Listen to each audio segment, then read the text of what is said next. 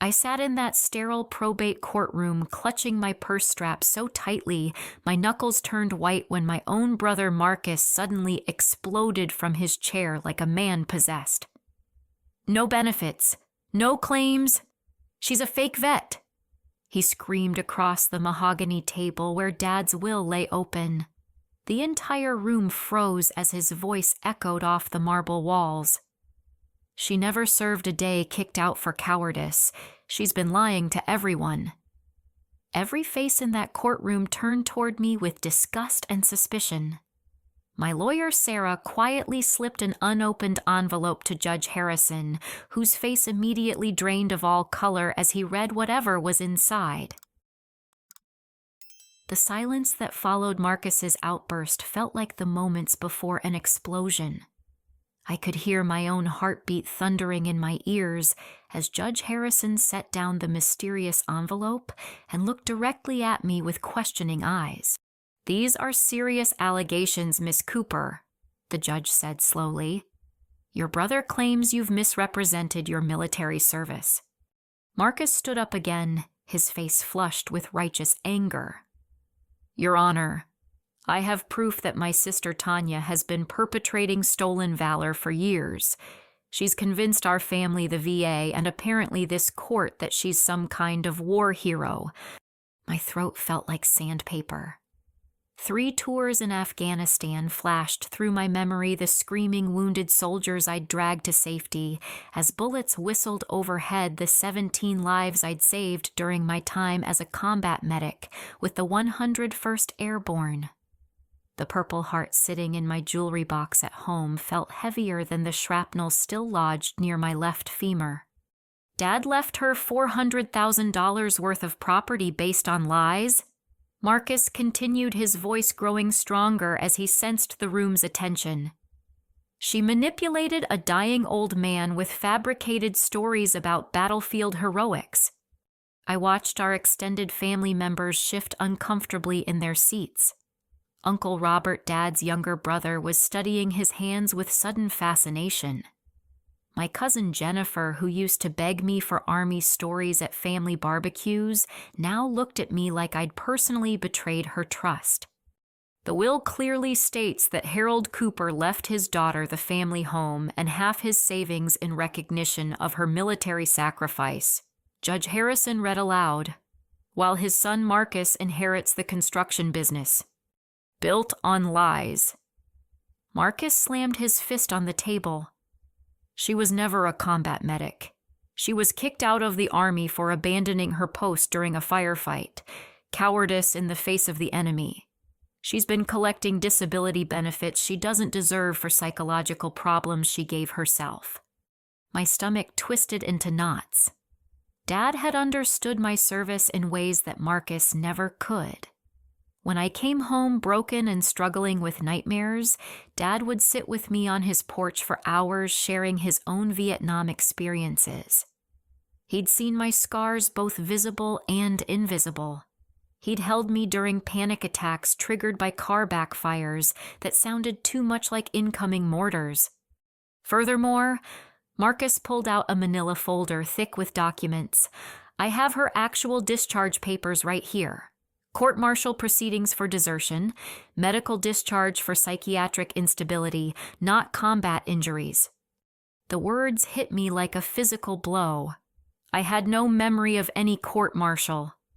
My memories of those final weeks in Afghanistan were fuzzy due to the traumatic brain injury from the IED explosion that had ended my military career. Could there be gaps in my recollection that I wasn't aware of? Sarah, my attorney, reached for the documents with calm professionalism. She'd come highly recommended as someone who specialized in military cases, though I hadn't thought to ask why that expertise would be necessary for a simple probate hearing. "These appear to be official military records," Sarah said carefully, her dark eyes scanning the pages with practiced efficiency. Uncle Robert cleared his throat nervously. Harold did worry about Tanya's mental state after she came back. Some of the stories she told seemed elaborate. He wondered sometimes if the trauma had affected her memory of events. My chest tightened. Dad had worried about my stories. We'd spent countless evenings talking through my experiences, and he'd never questioned their authenticity. He'd been so proud when I showed him my commendation letters and unit citations. Cousin Jennifer spoke up from the back row. I remember at Thanksgiving 2 years ago, Tanya admitted she sometimes couldn't tell what was real and what were dreams from her medication. She said the lines got blurry. That conversation had been taken completely out of context. I'd been explaining how PTSD nightmares sometimes felt more vivid than actual memories, not questioning the reality of my service. But sitting in this courtroom surrounded by hostile faces, I began doubting my own recollections. Marcus produced his phone and began swiping through photos. I also have pictures that prove she was stateside during dates she claimed to be in combat operations, parties, bars, dating apps. How could she be saving lives in Kandahar if she was getting drunk in Fort Campbell? My breathing became shallow as he showed image after image to the judge. The faces in the photos looked like me, but something felt off about the timestamps and locations. Still, the doubt was creeping in. What if my brain injury had been worse than I thought? What if I'd constructed elaborate fantasies to cope with a shameful discharge? Your Honor. Marcus's voice took on a tone of wounded betrayal. My father changed his will 6 months before he died, right after Tanya visited him with all these war stories. She saw a sick old man who'd always regretted missing combat in Vietnam, and she fed him exactly what he wanted to hear. The accusation stung because it contained a grain of truth. Dad had always felt guilty about his rear echelon assignment during Vietnam. He desperately wanted to hear that his daughter had found the honor in combat that had eluded him. But I hadn't fabricated anything for his benefit. Judge Harrison looked troubled as he examined the documents Marcus had provided. Miss Cooper, do you have any response to these allegations? Before I could answer, Marcus delivered his final blow. She's also been struggling with alcoholism since her supposed discharge. Multiple failed relationships. Can't hold down a steady job. Classic signs of someone living a lie, Your Honor. Those struggles were real.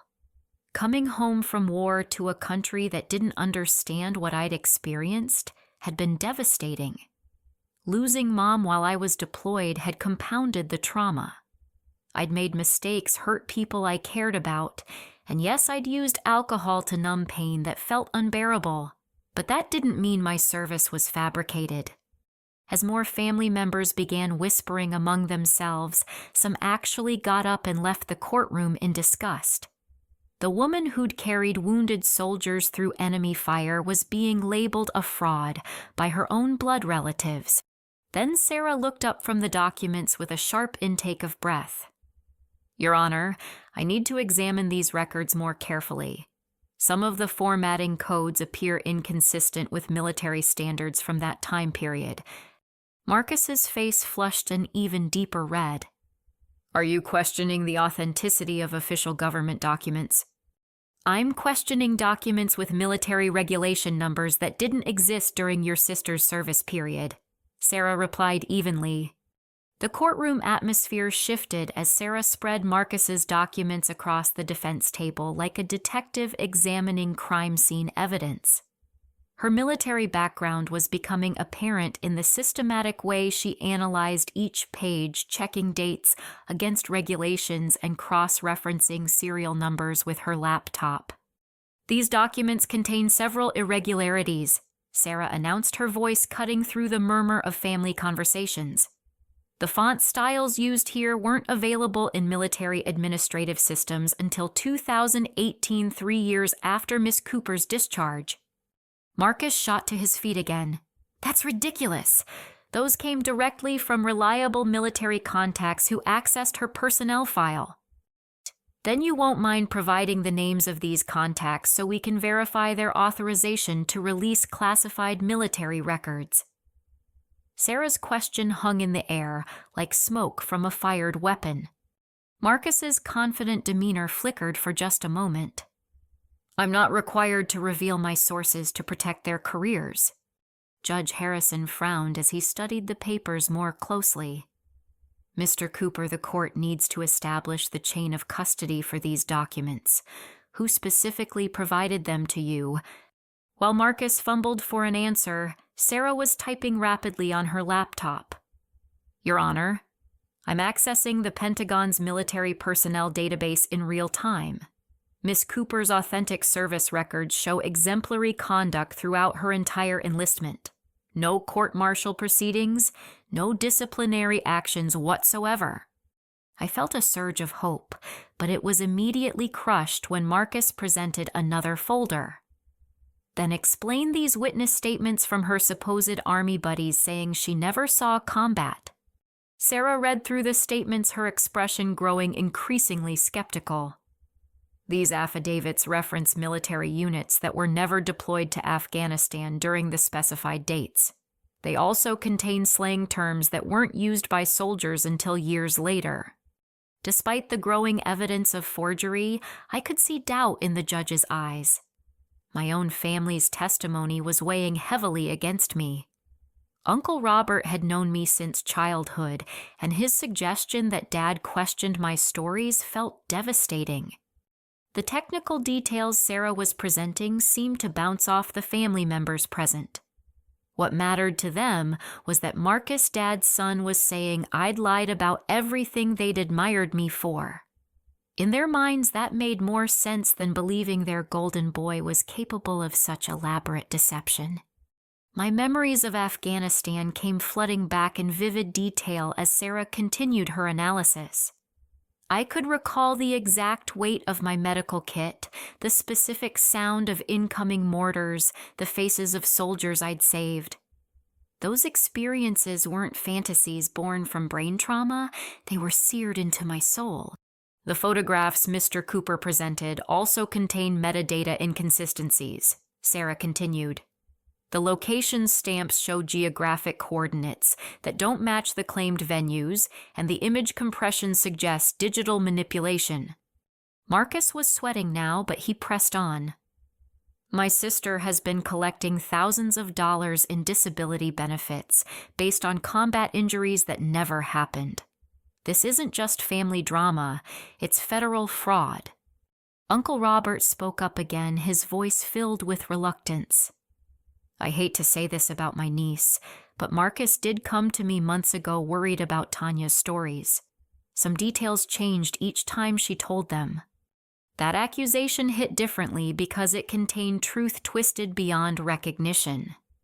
I'd shared different aspects of various missions depending on what felt safe to reveal. Combat experiences aren't linear stories, they're fragmented memories that surface at different times.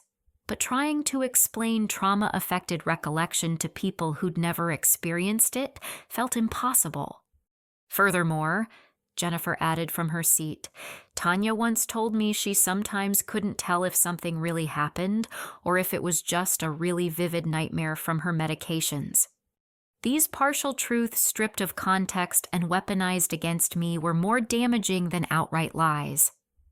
I had discussed with family how PTSD affects memory processing, but not because I doubted my service, because I was trying to help them understand why I sometimes struggled with civilian interactions.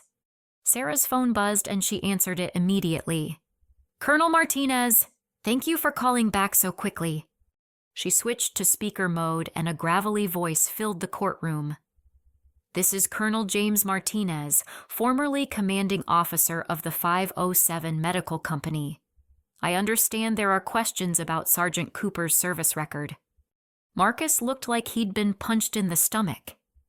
Who authorized you to contact military personnel? I'm contacting my former colleagues to verify the truth, Sarah replied firmly. Colonel Martinez, can you confirm Sergeant Tanya Cooper's service under your command? Absolutely. Sergeant Cooper was one of the finest combat medics I've ever had the privilege to command. She saved 17 lives during 3 combat deployments, including pulling wounded soldiers from a burning vehicle under direct enemy fire. She sustained significant injuries from an IED explosion while treating casualties and was medically retired with full honors. The colonel's voice carried such authority and conviction that the courtroom fell completely silent. But Marcus wasn't finished. "How do we know this person is who he claims to be?" Marcus challenged. "Anyone could pretend to be a colonel over the phone."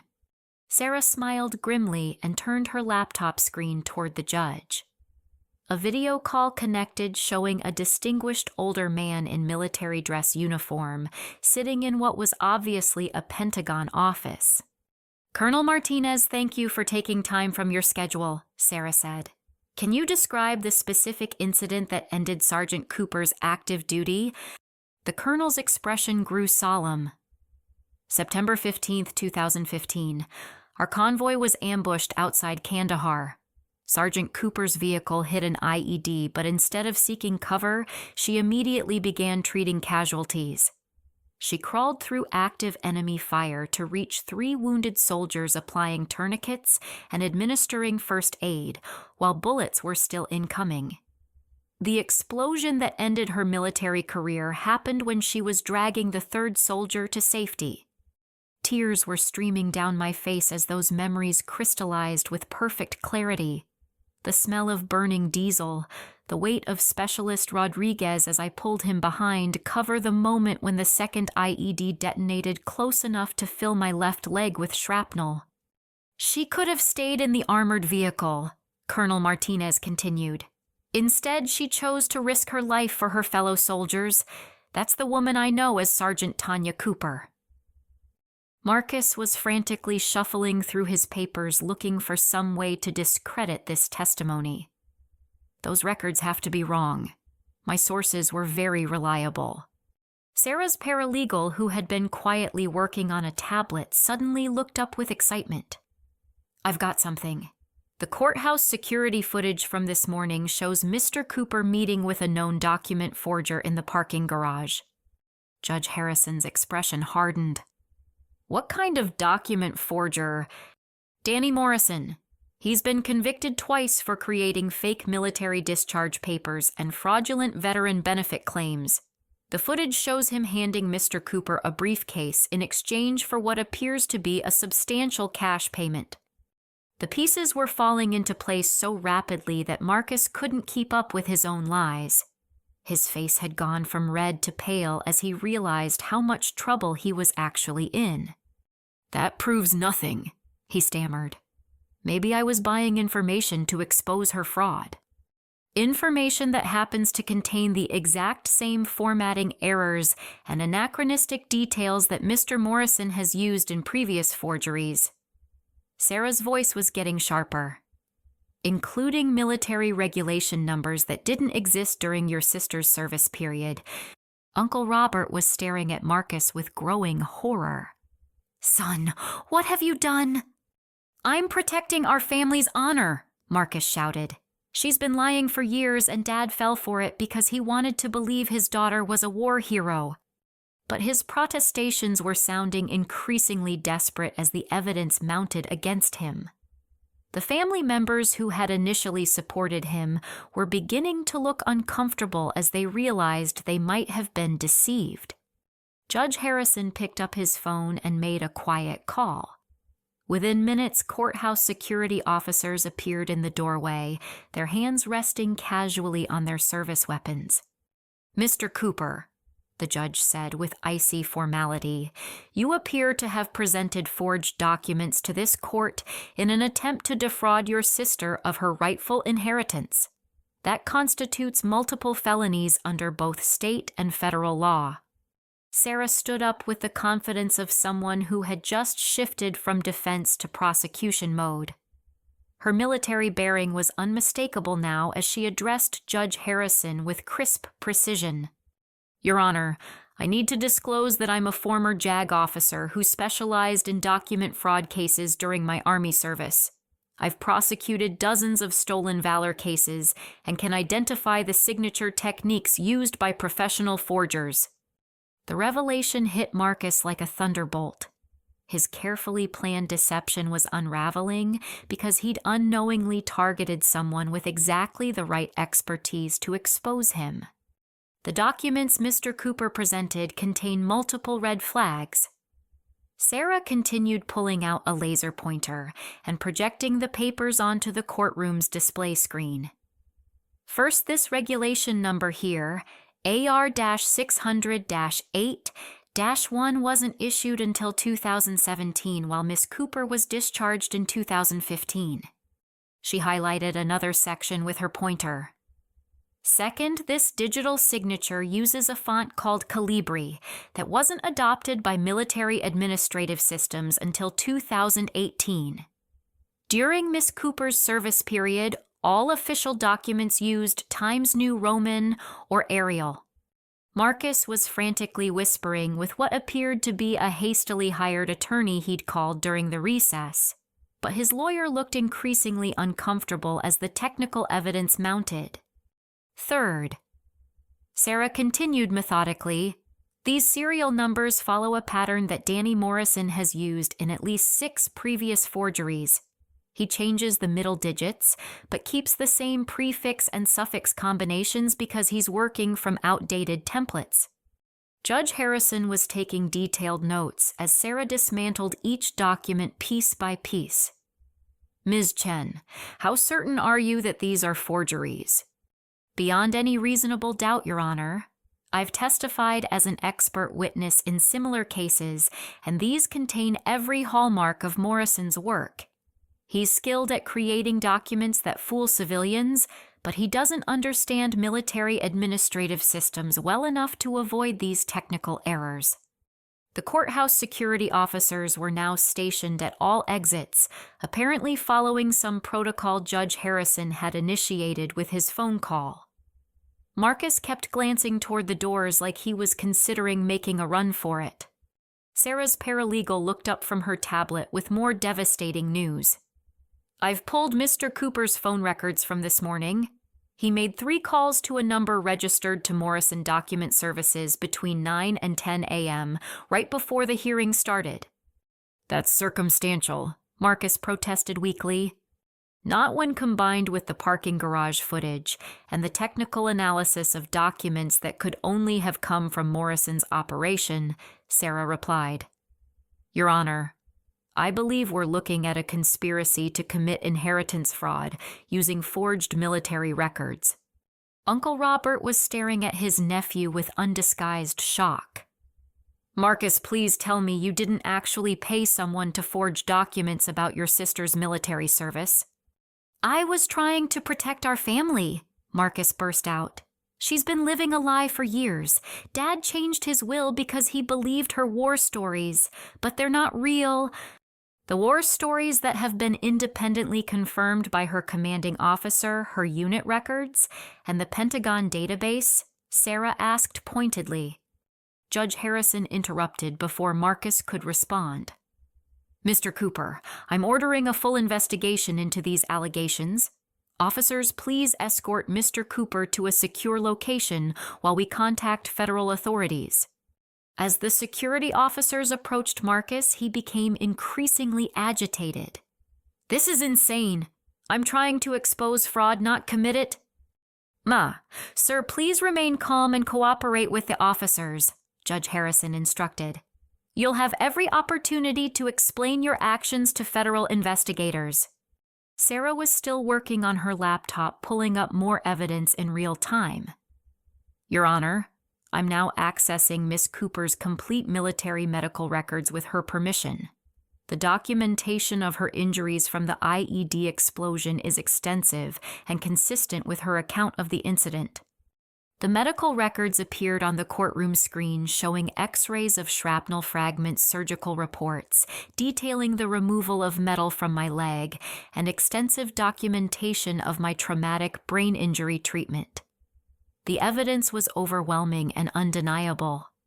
These medical records were generated at a field hospital in Kandahar immediately following the incident, Sarah explained. They include photographs of Miss Cooper's injuries that would be impossible to fake. The shrapnel patterns are consistent with the type of explosive device used in the specific attack described by Colonel Martinez. Cousin Jennifer was crying now, apparently realizing she'd been manipulated into providing false testimony. "I'm sorry, Tanya. I didn't know. Marcus told me you'd admitted to making things up, and I believed him." Uncle Robert looked like he'd aged 10 years in the past hour. "Son, why would you do this to your own sister? Harold loved both of you." Marcus's composure finally cracked completely. "Because she was always the hero, perfect little soldier daughter, while I was just the screw-up son who couldn't even run a construction company without losing money." The truth was pouring out of him now in an uncontrolled torrent. Dad never looked at me the way he looked at her. Every conversation was about her medals, her service, her sacrifices. I built his business for 20 years, and all he could talk about was her stupid war stories. "So you decided to destroy those stories with forged documents?" Judge Harrison asked with barely concealed disgust. "I thought if I could prove she was lying, Dad's will would be invalidated and the inheritance would default to me," Marcus admitted. "I need that money. I owe people who don't accept payment plans." Sarah looked up from her tablet with another bombshell. "Your Honor, I've just discovered that Mr. Cooper has been embezzling money from his father's construction company to pay gambling debts. The financial records show unauthorized withdrawals totaling over $100,000 in the past year." The federal crimes were piling up so quickly that Marcus's attorney was frantically scribbling notes, probably calculating how many years his client was facing in prison. "The people I owe money to aren't very patient," Marcus said desperately. "They threatened my wife and kids. I had to find a way to get cash quickly, and Tanya's inheritance was the only solution I could think of." Uncle Robert shook his head sadly. "So you decided to destroy your sister's reputation and steal money that your father specifically left to honor her service?" Before Marcus could answer, Sarah's phone buzzed with an urgent call. "Your Honor, this is FBI agent Patricia Williams calling about the document fraud case we discussed." Judge Harrison authorized Sarah to put the call on speaker. Agent Williams's voice was crisp and professional. "We've been monitoring Danny Morrison's operation for months as part of a broader investigation into military document fraud. Mr. Cooper's transaction this morning was recorded by our surveillance equipment." Marcus went completely white. "Surveillance equipment? We've been building a federal case against Morrison and his associates. Your participation in this conspiracy makes you a key defendant in our investigation," Agent Williams explained. "We're prepared to take Mr. Cooper into federal custody immediately." The courtroom doors opened to admit 2 FBI agents in dark suits, their credentials clearly visible as they approached Marcus's table. The family members who had supported his accusations were now staring at him with horror and disbelief. "Marcus Cooper, you're under arrest for conspiracy to commit fraud, falsifying federal documents, and violation of the Stolen Valor Act," Agent Williams announced as she entered the courtroom. As the handcuffs clicked around Marcus's wrists, he looked at me with desperate eyes. "Tanya, I'm sorry. I never meant for it to go this far. I was just trying to solve my problems." "By destroying mine?" I asked quietly, my voice barely audible over the sound of my own heartbeat. The man being led away in handcuffs was my brother, but he felt like a stranger. The Marcus I remembered from childhood would never have fabricated military records or conspired with criminals to steal my inheritance. Gambling addiction and desperation had transformed him into someone I didn't recognize. Judge Harrison called for a brief recess to process the dramatically changed circumstances. As the courtroom emptied, Sarah sat beside me and squeezed my hand gently. "Are you okay?" she asked with genuine concern. I wasn't okay. My brother had just been arrested for trying to destroy my reputation and steal my inheritance using forged documents. My family had believed his lies and turned against me. The man who raised me to value honor and integrity would never have imagined his son would resort to such betrayal. But for the first time in hours, I could breathe freely. The truth was finally emerging, and my military service, the thing I was most proud of in my life, had been vindicated by overwhelming evidence. Agent Williams remained in the courtroom after Marcus was removed, setting up a laptop and spreading additional documents across the prosecution table. Her investigation had apparently been much more extensive than anyone realized. Your Honor, with the court's permission, I'd like to present evidence of the broader criminal conspiracy that Mr. Cooper participated in, Agent Williams announced. Judge Harrison nodded gravely. Proceed, Agent Williams. Danny Morrison operates a sophisticated document forgery ring that has defrauded the VA and various state agencies out of millions of dollars over the past 5 years. She began projecting Morrison's mugshot and criminal history onto the courtroom screen. His specialty is creating fake military discharge papers for people seeking unearned benefits or trying to commit inheritance fraud. The scope of the operation was staggering. Morrison had created hundreds of fraudulent documents for clients across multiple states, helping them steal veteran benefits, commit insurance fraud, and deceive family members about their military service. Mr. Cooper contacted Morrison 6 weeks ago through an intermediary. Agent Williams continued displaying phone records and financial transactions. He paid Morrison $15,000 for a complete package of forged documents designed to discredit his sister's military service. Sarah leaned forward with interest. How did Morrison know enough details about Miss Cooper's actual service to create convincing forgeries? That's where the conspiracy expands beyond just Morrison, Agent Williams replied ominously. Mr. Cooper provided inside information about his sister's military experiences, family relationships, and personal struggles. He also recruited family members to provide false testimony supporting his narrative. Uncle Robert went pale as Agent Williams turned her attention toward him. Robert Cooper, you knowingly provided false statements about your niece's mental state and your brother Harold's concerns about her military stories. Phone records show you coordinated this testimony with Marcus Cooper 3 days before today's hearing. I didn't know Marcus was using forged documents, Uncle Robert protested. He told me Tanya had admitted to lying about her service, and he just wanted me to confirm that Harold had doubts. But you knew that wasn't true, Agent Williams replied firmly. Harold Cooper never expressed doubts about his daughter's service. In fact, our investigation discovered his private journal where he wrote extensively about his pride in her military accomplishments. Judge Harrison looked stunned. There's a journal. Harold Cooper kept detailed journals for the last 10 years of his life. Agent Williams confirmed. The entries about his daughter's military service are filled with pride and admiration. He specifically wrote about changing his will to give her more inheritance because Marcus had squandered business opportunities and shown poor judgment. The journal entries appeared on the screen written in Dad's familiar handwriting. Reading his words about my service brought tears to my eyes, but also relief that his true feelings were finally being revealed. Moreover, Agent Williams continued, Harold Cooper suspected that Marcus might challenge the will. He recorded a video message 6 months before his death, explaining his inheritance decisions to be played if any disputes arose. My heart stopped. Dad had made a video. Your Honor, with the court's permission, I'd like to play Harold Cooper's final message.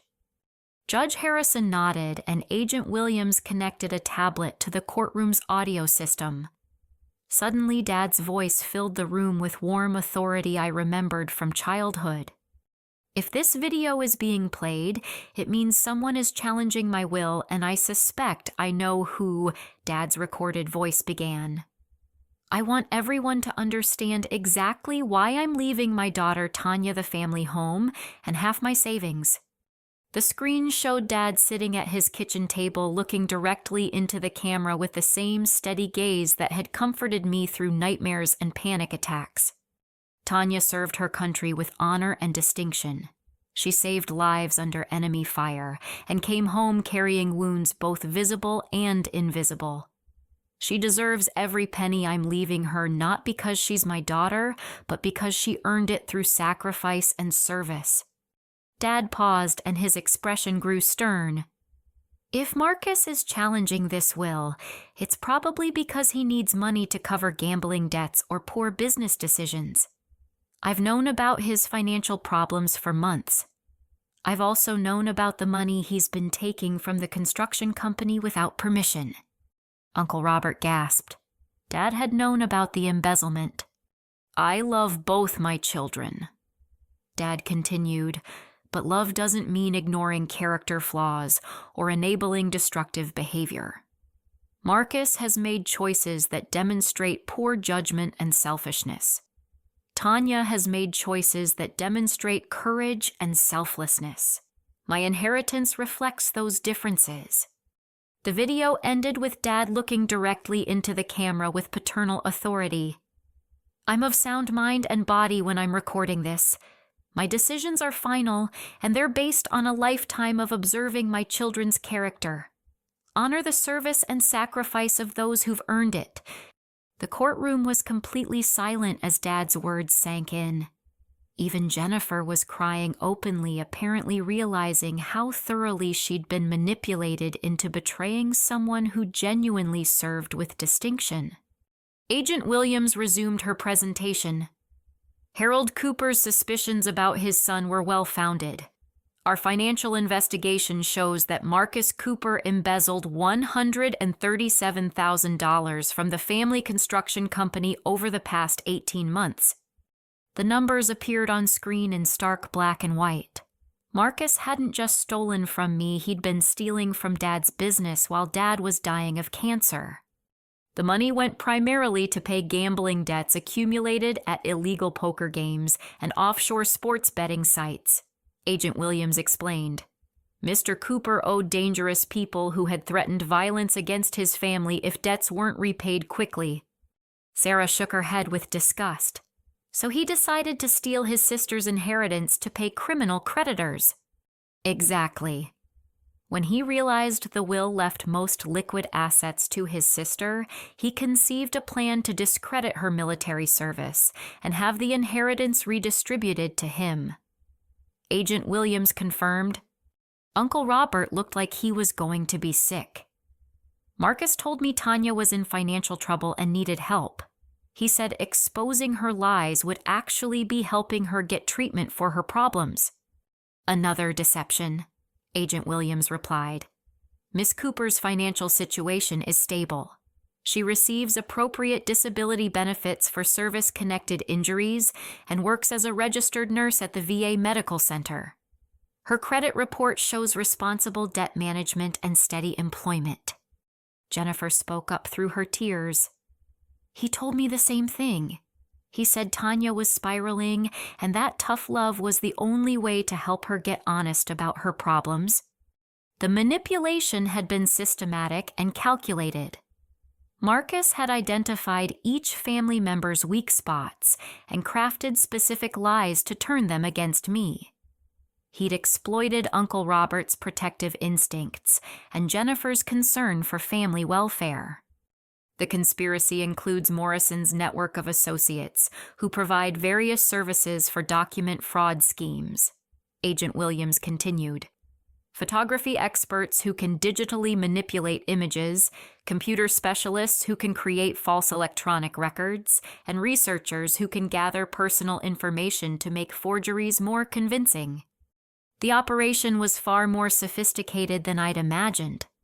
Morrison wasn't just a guy with a printer in his basement. He was running a criminal enterprise with multiple specialists and extensive resources. "We've been building this case for 8 months, Agent Williams explained. Mr. Cooper's participation provided the evidence we needed to make arrests and shut down the entire network." Judge Harrison looked troubled by the scope of the conspiracy. "How many people have been victimized by this organization?" "Over 300 veterans have had their service records forged or misrepresented, resulting in fraudulent benefit claims, stolen valor cases, and family inheritance disputes," Agent Williams replied. "The total financial impact exceeds $12 million. My case was just one small part of a massive criminal operation that had been destroying veterans' reputations and stealing their benefits across the country.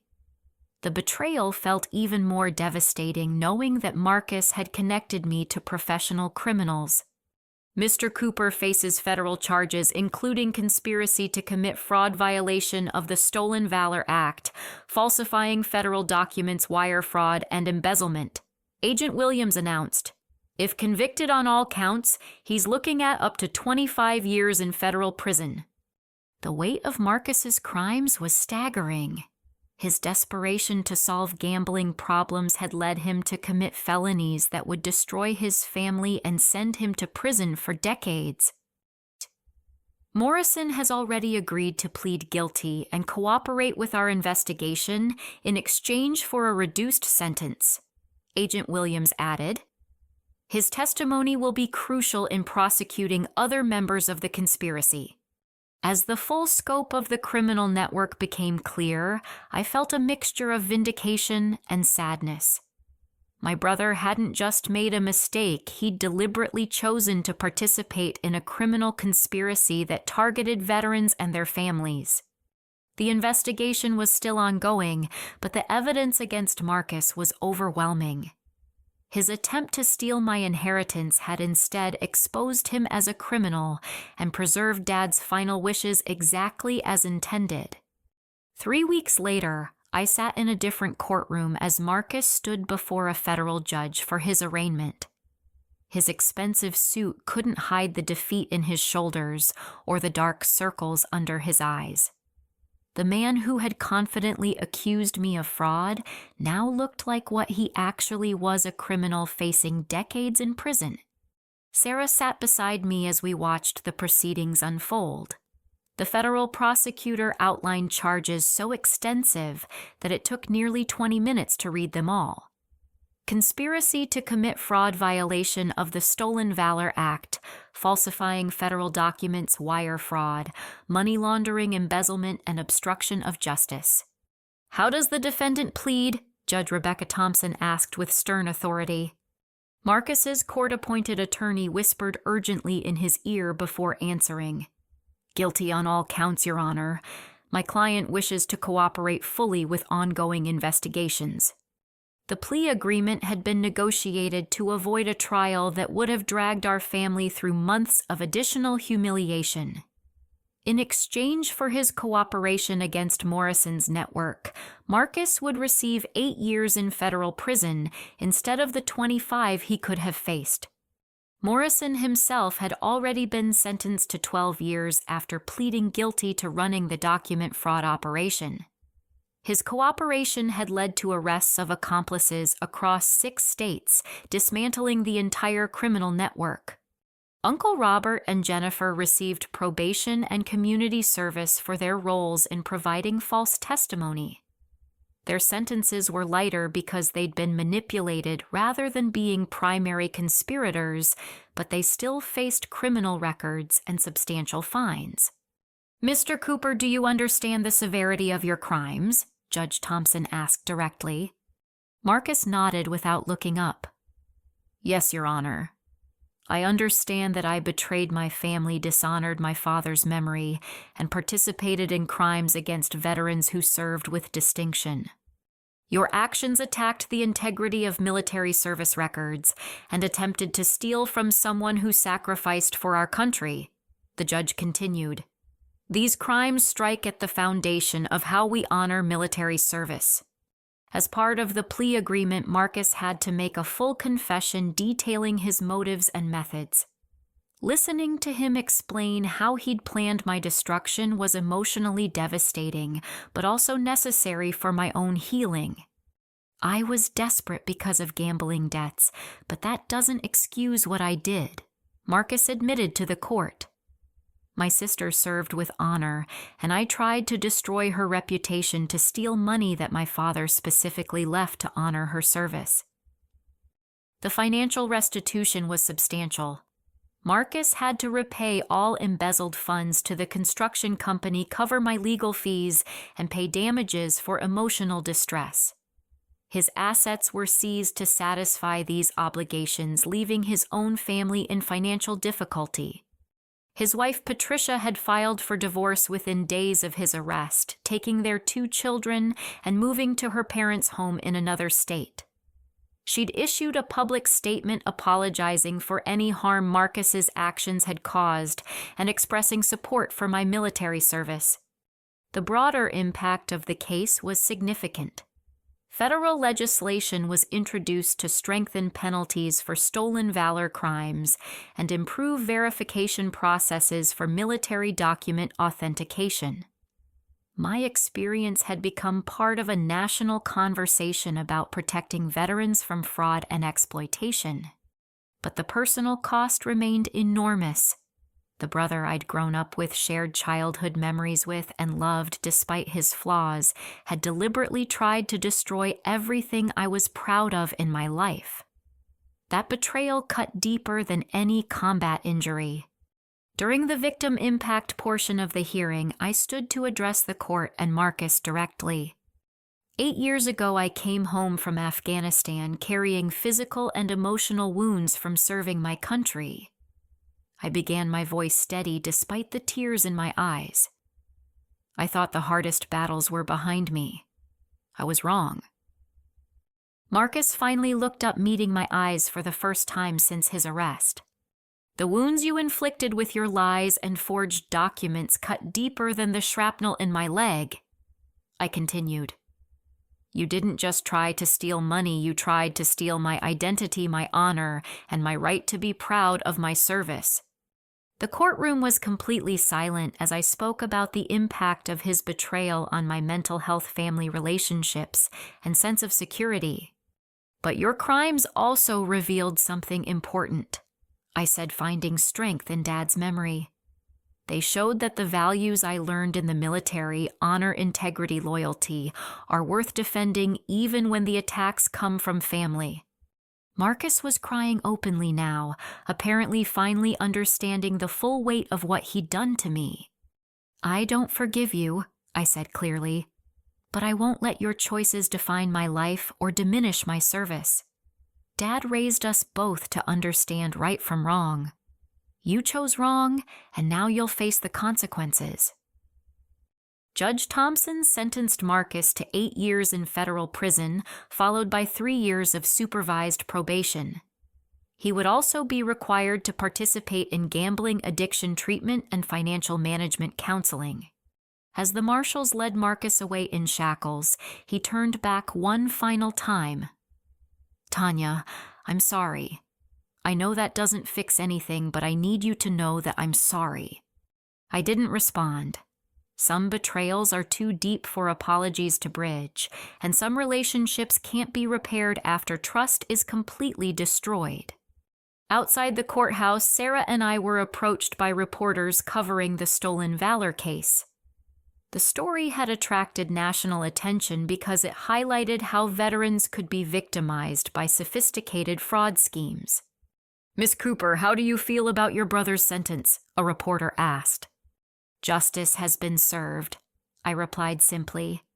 The truth about my military service has been vindicated, and criminals who prey on veterans will face consequences for their actions. Agent Williams joined us on the courthouse steps, announcing that the investigation had led to charges against 43 individuals across the Morrison network. The case was being held up as a model for how law enforcement could protect veterans from fraud and stolen valor crimes. Miss Cooper's courage in fighting these false accusations helped us dismantle an operation that was victimizing veterans nationwide. Agent Williams explained to the media. Her military service has been thoroughly documented and honored by this investigation. As the reporters dispersed, I stood on those courthouse steps thinking about Dad's final video message. He'd known that honoring military service sometimes requires defending it against those who would exploit or diminish it for personal gain. My brother's prison sentence wouldn't erase the pain of his betrayal, but it would ensure that other veterans wouldn't fall victim to the same criminal network. Sometimes justice means protecting others from experiencing the harm that was inflicted on you. The inheritance dispute that started this nightmare was finally resolved in my favor exactly as Dad had intended. But the money felt less important than the vindication of my service and the exposure of criminals who targeted veterans. Walking away from that courthouse, I realized that surviving Marcus's attack had made me stronger and more committed to defending the honor of military service. His betrayal had tested my character in ways that combat never did, and I'd emerged with my integrity intact. 1 year after Marcus's sentencing, I stood in the lobby of the newly opened Harold Cooper Veterans Advocacy Center, watching volunteers help other veterans navigate benefit claims and document verification. Dad's name on the wall reminded me daily that his faith in my character had been justified. The inheritance money had allowed me to complete my nursing degree and establish a foundation dedicated to helping veterans facing fraud accusations and stolen valor claims. In 12 months, we'd assisted over 50 veterans in resolving document disputes and exposing false accusations. Sarah had joined the foundation as legal director after leaving private practice, bringing her military law expertise to cases across the region. Our partnership had evolved from attorney-client to genuine friendship built on shared commitment to protecting veterans' rights. "Another successful resolution," Sarah announced as she entered my office with a thick case file. Marine veteran in Cincinnati was being accused by his ex-wife of faking his Purple Heart to gain sympathy in custody hearings. We proved her allegations were fabricated, and she's now facing perjury charges. These cases arrived weekly veterans whose service was being questioned by family members, ex-spouses, employers, or fraudsters seeking to exploit them. The Morrison investigation had revealed how common these attacks actually were. My work at the VA hospital had also expanded into trauma counseling, specializing in helping veterans process not just combat experiences, but civilian betrayals that attacked their military identity. The psychological wounds from having service questioned often ran deeper than battlefield injuries.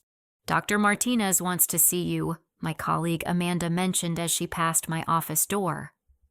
Dr. David Martinez, the trauma psychiatrist who'd helped design our therapy programs, had become much more than a professional colleague over the past months.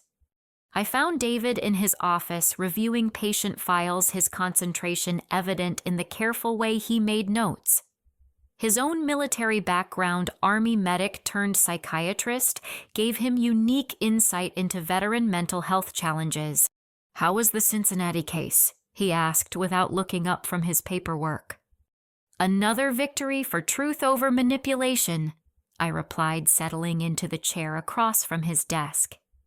The ex-wife created an elaborate scheme to discredit her former husband's military service as part of a custody battle. David finally looked up, and the warmth in his eyes made my heart skip slightly. "You know what I admire most about your work? You've turned personal trauma into protection for others." Our relationship had developed slowly and carefully, built on mutual respect and shared understanding of military service. David understood my PTSD triggers without needing explanation, and I respected his dedication to healing veteran trauma through innovative treatment approaches. "Speaking of protection," David continued, "I have something to ask you." He reached into his desk drawer and pulled out a small velvet box that made my breath catch in my throat. "Tanya Cooper, you're the strongest, most honorable person I've ever known," he said, standing and moving around the desk toward me. "Will you marry me?" The ring was beautiful, but what moved me most was the way David had incorporated Dad's Purple Heart into the setting.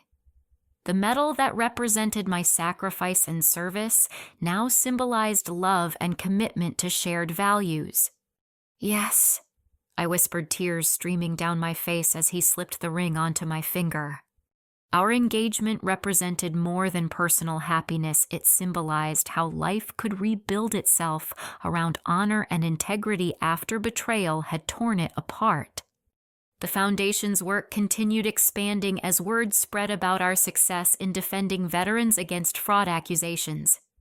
We'd developed partnerships with the FBI military personnel offices and veteran service organizations to create a network of protection against document fraud and stolen valor schemes. Uncle Robert had completed his community service and reached out multiple times seeking reconciliation. His letters were apologetic and remorseful, acknowledging how completely he'd been manipulated by Marcus's lies. While I appreciated his regret, trust remained broken beyond easy repair. Jennifer had taken a different approach, volunteering with the Foundation as a way to make amends for her role in the conspiracy. Her work helping other veterans navigate benefit claims was genuine and effective, though our family relationship remained strained. The construction company that Marcus had embezzled from was now under my management, restructured to employ veterans and provide accessible housing modifications. The business had become profitable again under honest leadership, employing 12 veterans and completing contracts throughout the region. Marcus himself had written several letters from federal prison expressing remorse and asking for forgiveness. His words seemed sincere, but forgiveness wasn't something I could offer just because time had passed. Some betrayals create permanent changes in relationships that apologies can't reverse. His wife Patricia had remarried and moved across the country with their children, seeking distance from the scandal and shame of his crimes. The kids had been innocent victims of their father's choices, and I hoped they would grow up understanding the importance of honor and integrity. The broader impact of our case continued reverberating through military and veteran communities. Congressional testimony had led to stronger federal penalties for stolen valor crimes and better verification processes for military document authentication. Agent Williams had been promoted to head a new FBI task force focused on veteran fraud and exploitation. Her team was using techniques developed during the Morrison investigation to identify and dismantle other criminal networks targeting veterans. The Harold Cooper Veterans Advocacy Center has become a national model, Agent Williams told me during a recent visit. Your work is protecting veterans from the kind of attack you survived.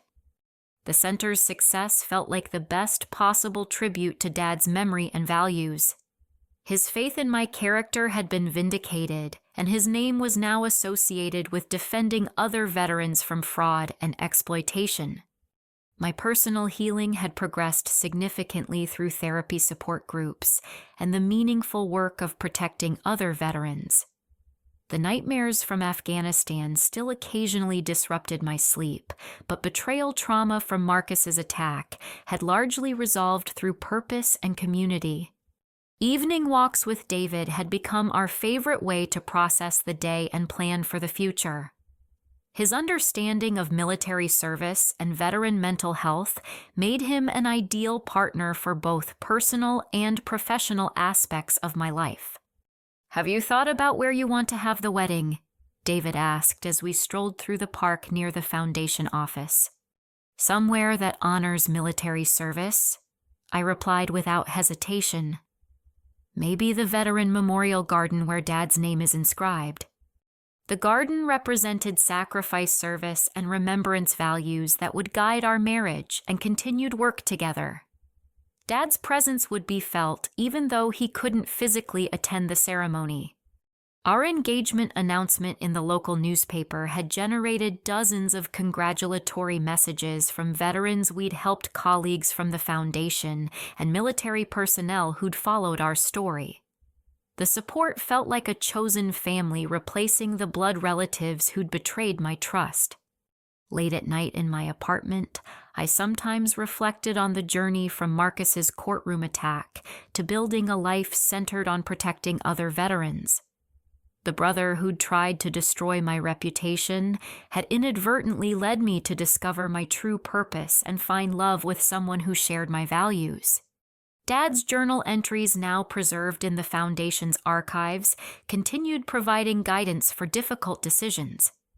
His words about character being revealed through choices under pressure had proven prophetic in ways he never could have imagined.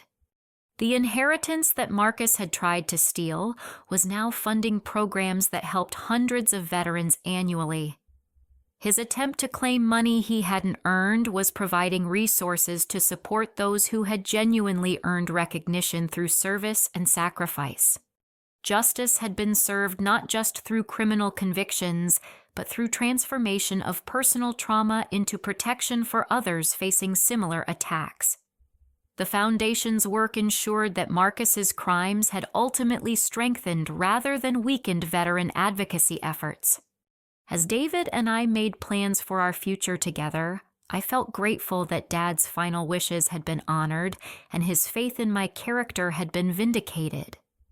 The values he'd taught me about service, integrity, and loyalty had survived the most vicious attack imaginable and emerged stronger than before. 2 years after that terrible day in court, I stood at the podium in the Capitol building's hearing room, preparing to testify before the House Veterans Affairs Committee about strengthening protections against stolen valor fraud and veteran exploitation.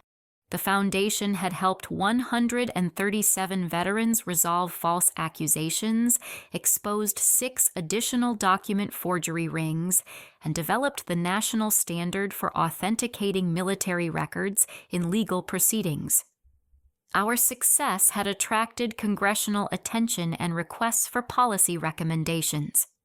Ms. Cooper, thank you for your service to our country and your continued advocacy for fellow veterans. Committee Chairman Robert Stevens began. Can you describe how document fraud affects veterans and their families? Thank you, Congressman Stevens, I replied, looking out at the packed hearing room where David sat in the front row wearing his dress uniform. Document fraud doesn't just steal money, it steals identity, honor, and the right to be proud of military service. The testimony detailed specific cases we'd handled, patterns we'd identified in criminal fraud schemes, and recommendations for preventing future attacks on veteran credibility. The committee listened with obvious concern as I described how sophisticated these operations had become. The Morrison network that targeted my family was just one of dozens operating nationwide, I explained.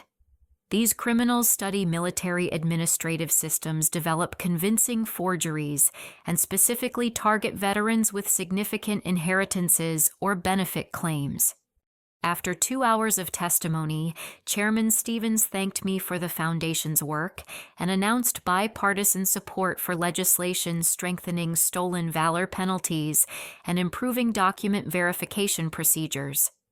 Walking out of the Capitol with David, I reflected on how dramatically my life had changed since Marcus's attack.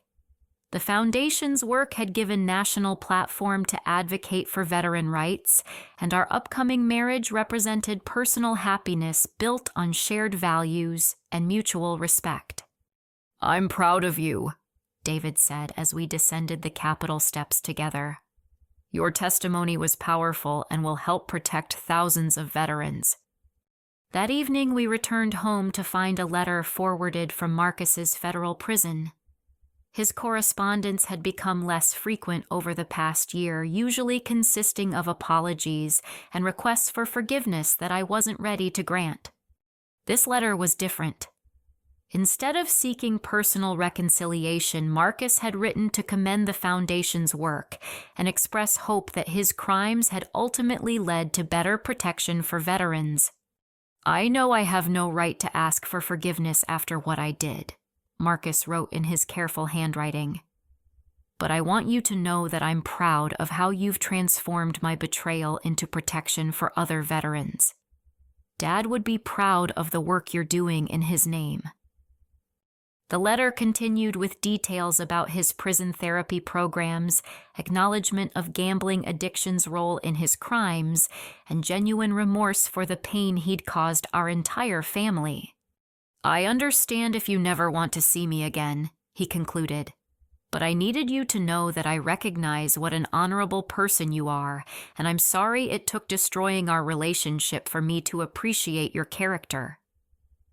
Reading Marcus's words, I felt something shift inside my heart.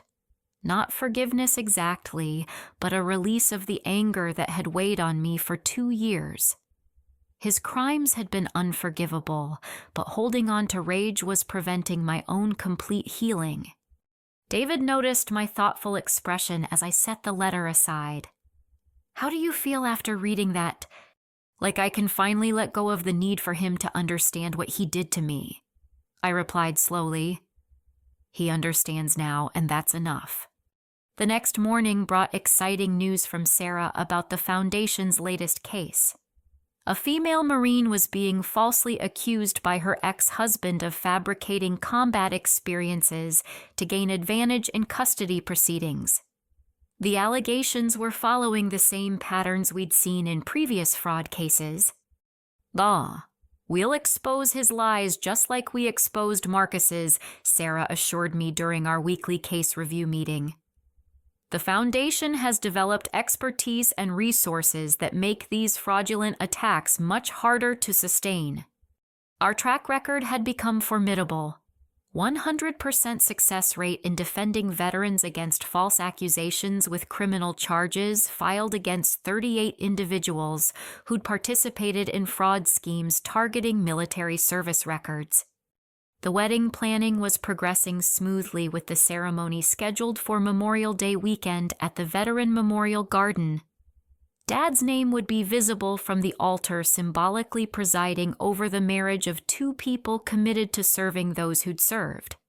Agent Williams had agreed to provide security for the event after receiving threats from associates of criminals the Foundation had helped prosecute. Our work had made enemies among those who exploited veterans, but law enforcement support ensured our safety. Uncle Robert's continued attempts at reconciliation had gradually softened my heart, though trust remained difficult to rebuild. His community service had involved helping other veterans navigate benefit claims, and his genuine remorse seemed authentic rather than manipulative. Jennifer had become one of the Foundation's most effective volunteers, using her personal experience with fraud conspiracy to help other family members recognize when they were being manipulated into attacking veteran relatives. Her transformation felt genuine and valuable. The construction company continued employing veterans and had expanded into specialized accessibility modifications for wounded warriors. The business Marcus had nearly destroyed through embezzlement was now thriving under ethical leadership and veteran-focused mission. Dad's influence remained strong in every aspect of my life and work. His journal entries had been compiled into a small book distributed to Foundation clients, providing wisdom about character service and maintaining integrity under pressure. Your father knew that real character is tested not by enemy fire, but by the choices we make when people we trust turn against us. Dr. Patterson, the Foundation's counselor, often told clients dealing with family betrayal.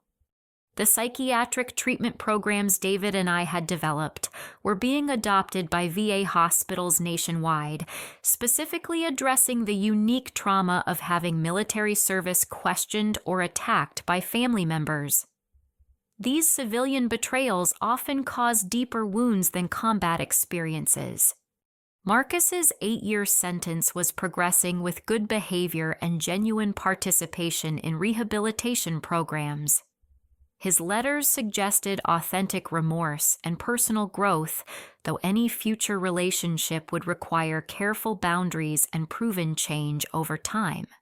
His children, now teenagers, had thrived under their mother's care and stepfather's guidance. Patricia had shielded them from the worst details of their father's crimes, while ensuring they understood the importance of honesty and integrity. The Foundation's work had attracted recognition from multiple veteran organizations, military leadership, and academic institutions studying fraud prevention. Our model was being replicated in other states, facing similar problems with document forgery and stolen valor attacks. Standing in my office surrounded by thank you letters from veterans, we'd helped commendations from military units, and photographs of successful cases, I felt profound gratitude for the journey that had led me here. Marcus's attack had been devastating and unforgivable, but it had also revealed my true purpose and led me to meaningful work protecting other veterans from similar betrayals. His attempt to destroy my character had instead strengthened my commitment to the values Dad had taught me. The upcoming marriage to David represented not just personal happiness, but partnership with someone who shared my dedication to serving those who'd served. Our relationship was built on mutual respect, shared values, and understanding of military service that transcended romantic attraction. Late evening walks through the memorial garden where our wedding would take place had become meditation time for processing the dramatic changes in my life. The transition from attack victim to national advocate felt surreal, but deeply satisfying. "Do you ever regret how everything happened?" David asked during one of these walks. "I regret Marcus's choices and the pain they caused," I replied thoughtfully. "But I don't regret where those choices led me. This work gives meaning to the trauma and helps other veterans facing similar attacks." The Foundation's success had created a legacy that honored Dad's memory while protecting the military values he'd instilled in me. His faith in my character had been vindicated beyond anything he could have imagined when writing his final video message. As we planned our Memorial Day wedding, I realized that the greatest tribute to Dad's memory wasn't just personal success, but using that success to protect other veterans from the kind of betrayal I'd survived. The Harold Cooper Veterans Advocacy Center would continue growing and helping veterans long after David and I retired from active involvement. The Foundation had developed institutional strength and community support that ensured its mission would endure. Marcus's criminal conspiracy had inadvertently created something beautiful and lasting, an organization dedicated to protecting veteran honor and exposing those who would exploit military service for personal gain. Standing at Dad's memorial marker the evening before our wedding, I felt his presence and approval. The daughter he'd raised to value service and integrity was now married to someone who shared those values, and together we would continue protecting the honor of those who'd served. "Thank you for believing in me even when I didn't believe in myself," I whispered to Dad's engraved name on the memorial wall. The next day's wedding would mark not just the beginning of marriage, but the completion of my transformation from trauma victim to protector of others facing similar attacks. Sometimes the greatest betrayals lead to the most meaningful purposes. Marcus's attempt to steal my inheritance and destroy my reputation had instead led me to discover my true calling and find love with someone who shared my deepest values. True family isn't determined by blood relationships, but by shared commitment to honor integrity and protecting those who need protection. The chosen family of veterans, colleagues, and friends who surrounded David and me represented bonds stronger than genetics.